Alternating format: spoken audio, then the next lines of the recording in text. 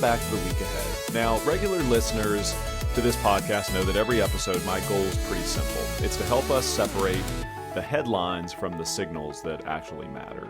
And we all know this, but the financial media, they're going to always give us plenty to react to each and every week. But our job is different. And really what I'm trying to accomplish is to say, hey, let's look for the information that helps us better understand where the economy is headed, how businesses are executing, and ultimately whether the long-term investment story is changing. Because ultimately, confidence doesn't come from predicting the future. It comes from having a clear perspective really on what we're seeing and why it matters. So we're going to talk about the three signals, and the first signal is really about this AI reality check. So let's get into it. Now, today we've got Alphabet, or formerly known as Google, and Tesla kicking off earnings season for the Magnificent Seven. Now, most of the headlines will focus on whether they beat their earnings estimates. And that's fine, but I actually don't think that that's the real story. And what we need to be paying attention to is different. So what I'll be listening for is something much more important. Now, for the last 2 years or so, we've heard companies talk about massive investments in artificial intelligence. Now it's time to see whether those investments are beginning to show up where it counts. Are businesses becoming more productive? Are, operating margins improving? How is AI helping these companies generate, stronger cash flow and more profitability? Because we've consistently viewed, AI as a structural growth theme that I think could very well play out over the next decade. And my mindset on that hasn't changed. Now, we all know, there's certainly risks to that viewpoint. There's, technology and competition and regulation, but eventually every great investment theme has to move beyond exciting presentations and, what I'll call ambitious promises, but it has to then move to what I call, it's kind of like show me the money, right? It's where does it show up in measurable business results? So this week's earnings, again, from the Mag 7, but it's going to be kicked off by Google and Tesla.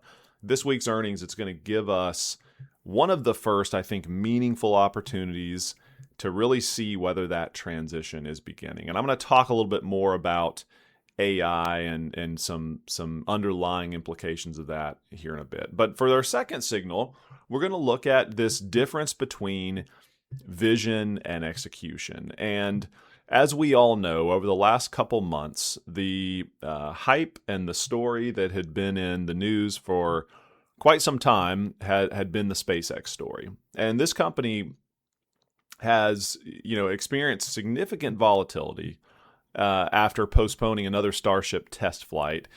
Shares have pulled back substantially from their June highs. It's a good reminder that markets eventually ask, every innovative company the same question: can you execute?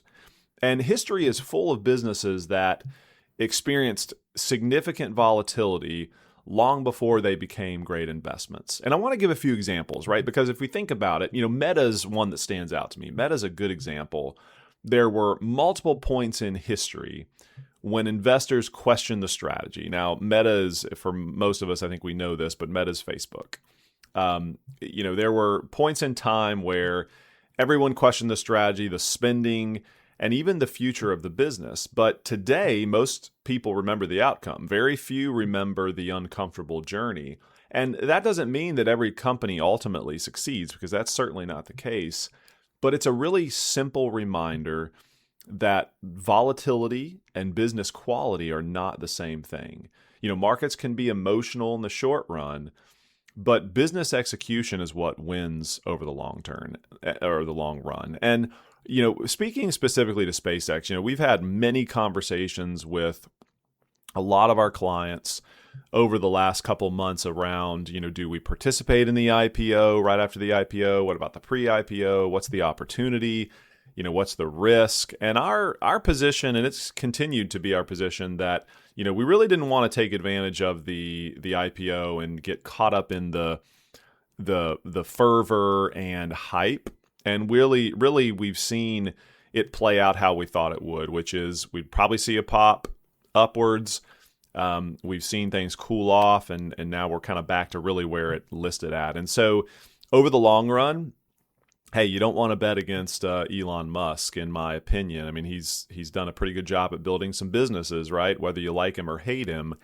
But it's important to take into account the short term and what can go back and forth in terms of price and markets. Signal 3, the opportunity behind the headlines. Now, this is something I want to spend a little bit of time on because we recently rebalanced most of our portfolios. And, one thing that we've focused on has been this idea of energy infrastructure. Much of Wall Street actually remains pretty focused on AI in general and artificial intelligence itself, but we've really been looking and spending a lot of time on something that's maybe a little less exciting on the surface, but I think potentially probably just as important, if not more. And again, power infrastructure. Every AI model, we're starting to talk now about agentic AI that runs 24/7. The data centers, the computing, all of this requires enormous amounts of energy, and that means that companies building out, electrical equipment, modernizing this power grid and managing the underlying energy infrastructure, they've got some opportunity to possibly, become, I think, some of the biggest beneficiaries of this technological cycle. Now, again, there's always limitations and risks with this type of stuff that we naturally build into our research and our thought process when we're considering portfolio allocations. But it's really easy, I think, to overlook this type of trend because it doesn't always generate the same type of headlines as, Micron or NVIDIA and these companies that have just done really well over the last couple years. But innovation like that still, it depends on infrastructure, and it always has. So, sometimes the businesses enabling the transformation end up being just as important as the companies creating it. And that's really what we're seeing. So all of that to be said, we introduce, and I would encourage anyone listening to this to review our trade notes for our portfolios, because I dig into much more detail about the rebalancing and the allocations that we introduced and what we trimmed, et cetera, et cetera. But we introduced an electrical grid infrastructure exposure this quarter that I think is going to be pretty impactful moving forward. And it's something that, you think about AI and the way that it operates, it's integral to the energy infrastructure, and it's necessary to have that type of exposure. So that's something that we're really excited about. We incorporate into the portfolios. Again, highly encourage you to review the trade notes to review that in further detail.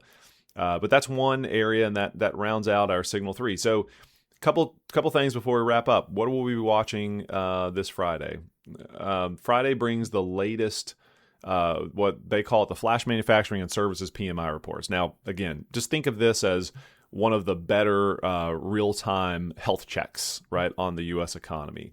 If these reports come in a bit soft, don't automatically interpret that as bad news. If they come in lower than expected, that's not necessarily bad news. For long-term investors like ourselves, a gradual cooling economy, it can actually be constructive because it suggests inflation continues to move toward healthier levels without necessarily saying, oh, we're about to hit a recession, because that's not our base case. Now, at the end of the day, markets don't require perfect economic conditions because we never have that, simply put. But we need conditions, that allow businesses to continue growing over time. And I think we're going to continue to see some of that growth moving forward. So bottom line, as we watch the headlines this week, remember what we're really trying to answer. Has the long-term story changed? Right now, I don't think that it has.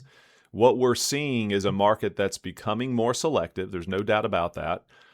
Investors are beginning to reward companies that can execute and not simply companies with this big vision. Again, it's kind of the show me the money concept, but that's healthy. And it's exactly what we'd expect as this cycle matures.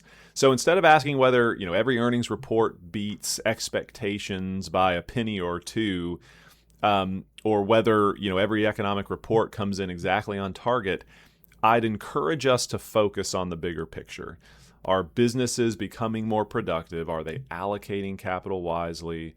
Are we beginning to see durable cash flow being created? Those really are the questions that create this long-term value that we're all after. Because, in the end, headlines create attention, execution creates wealth. So thanks for listening. We'll keep watching the signals that actually matter. Until next time, prepared, not surprised.